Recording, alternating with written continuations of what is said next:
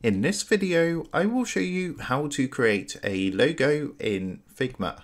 So let's jump straight into it. So here we are on Figma. Now Figma's actually recently added this AI tool. So what you can do is actually come up and click into the box here, and you can actually go ahead and put a description of your logo. So what I've done is just put a basic prompt saying a logo called MH Design Interior Design. Of course you can be more descriptive, but once you've done that, you want to come and press the purple generate button just over here. And what Figma's going to do is going to get to work using its built-in AI tool, and it's actually going to go ahead and design something for you. So as you can see, we've got something that looks like this. Now what we can do is actually edit this further. So there's a lot of things you can do on Figma. So we can delete all these, for example, because we don't really need any of these on the side. So now, as you can see, we've just got our basic text here. Now, as mentioned, there's some things you can do on Figma to create this logo. So you've got this toolbar at the bottom, which you can use to add additional text if you want to. You can also go ahead and add stamps like this, for example. So I could put like a heart,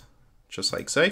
And we can also use this widget down here to add things like stickers and templates and things like that. So what I'm going to do is just go ahead and add some stickers. So let's add this picture here of this cat. What we can do is change the text as well. So if you click onto the text itself, you're going to get the text toolbar, and we can choose the size of the font, the size of the text.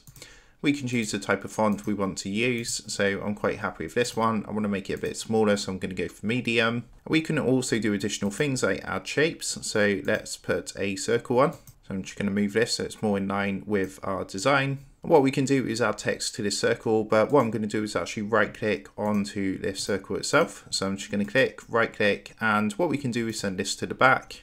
So as you can see, we've got our basic logo created. Of course, you can do as much or as little with your logo as you want, but that's a quick overview on how to create a logo in Figma. So with that being said, I hope this quick tutorial did help you out today. And if this did help you out, I would really appreciate it if you was to consider dropping down below the video, leaving a like, and also subscribing to the channel. With that being said, I just want to take a minute to thank you guys for watching this quick tutorial, and I will see you in the next video.